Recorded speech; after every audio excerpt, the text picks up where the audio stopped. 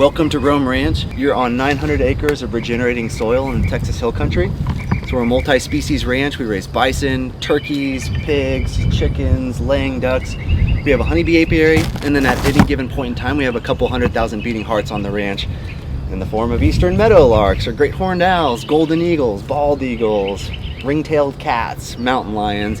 Every single organism is a part of our ecosystem, and they all have a role and they all have serve a purpose. So we set a place at the table for every single one of them to co-collaborate with us. And so this land, when we bought it 5 years ago, was desertified. 50% of it had been extracted to the point at which the ecosystem had collapsed. So there was zero soil biology, zero diversity. It was all farm fields.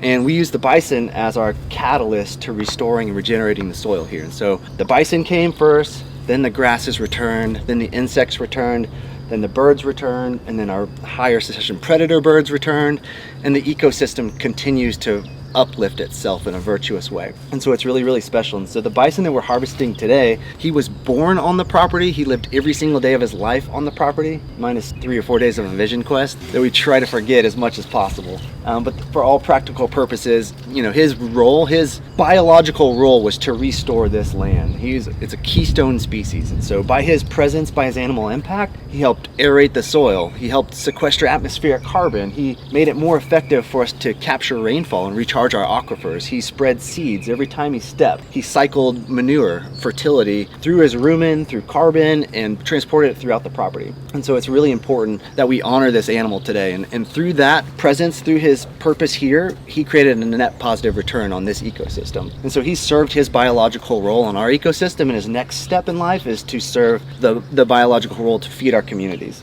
And so to feed you guys, to nourish your bodies, to nourish your families. And when we think about honoring this animal, you know, let's be present today. We're gonna go up there and we'll have the opportunity to touch him. So Marshall's gonna do a headshot and his heart will still be beating. And so we'll be able to bleed him out. We're gonna be able to feel his blood. We can drink it if we want to. Thank him for his sacrifice. And then the next step is really honoring that animal and celebrating his life through the butchery process. And what we're gonna do today, this is in all of our genetics and our DNA. Even though you're not professional butchers, our ancestors did this at a very high level, very effective. So just trust your instincts, have fun. If you want to pick up a knife, Jared and James can help you guys get in there and really unlock those epigenetics that are in all of us.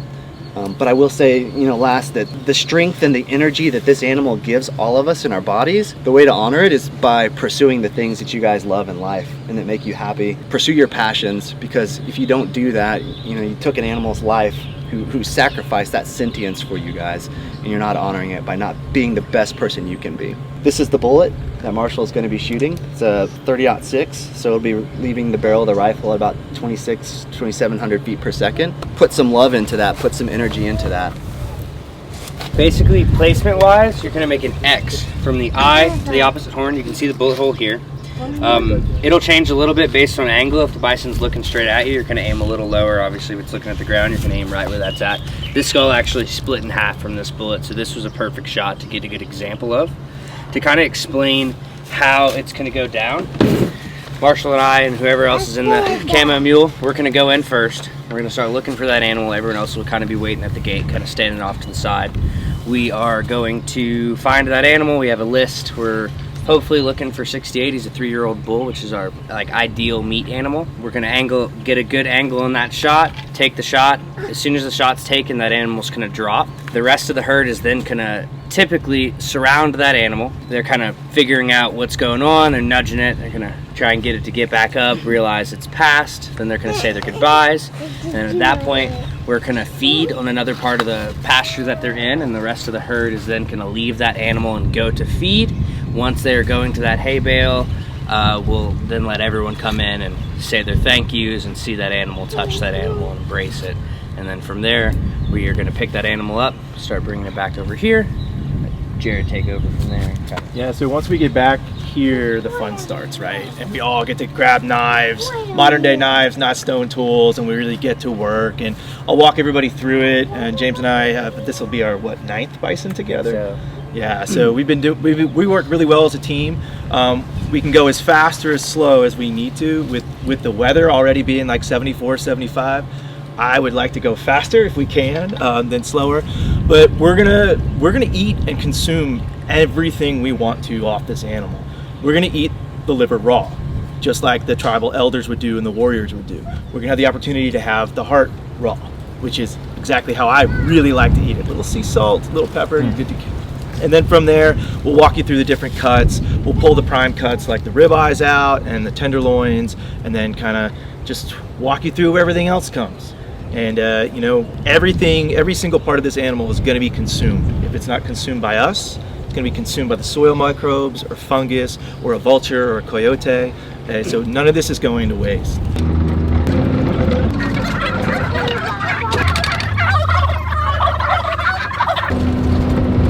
We were hanging back to make sure that we didn't spook the herd.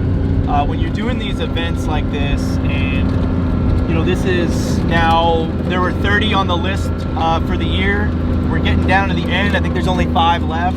So they're real skittish when they see multiple vehicles come in. So giving them their space doesn't spook the herd, which allows them to get the shot that they want, the most humane and ethical kill possible. Yeah, so they just shot it. We're just gonna open up this gate and head right over there and experience the levity of the situation.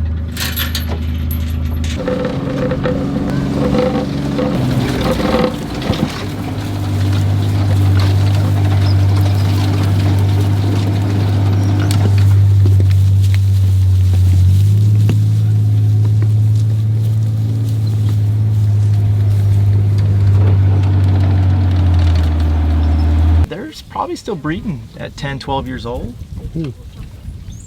This herd is too young, so I don't know. A cow can breed into her 20s. Yeah. Wow. Yeah, so you can have like a 26-year-old cow is probably going to be like her last calf.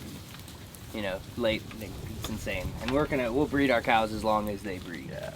Bulls, it's younger just because they get old and beat up. And it's a lot more work on the bulls, I think, at least at the in the act. Yeah.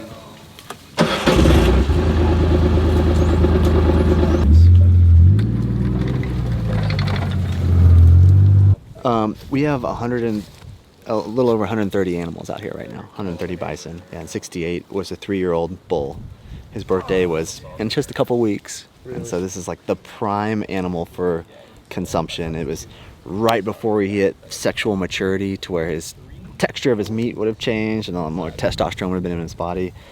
But also, he's about 900 pounds, 800, 900 pound animal, so it's just prime eating. I saw some monsters over there. What's the heaviest one? There's some 1600 pound bulls out here. Yeah, and if you know, they're dominant breeding bulls. They're the animals you don't necessarily want to eat, but they will kick your ass real fast. You have to be careful if we're talking about them. They don't creep up on us. For these field harvests, just so we take advantage of being able to process that whole animal outside and take our time, really celebrate its life. But you know, the flavor changes throughout the year. Yeah, it'll be interesting to kind of see how these winter grasses and this drought impacts how this animal eats. I'm really curious to see that. You know, it was really just so everyone could thank it. Right. You know, we're just taking our time, but it's, you know, we want to get back to processing and get its hide off, which is going to take about an hour. Right.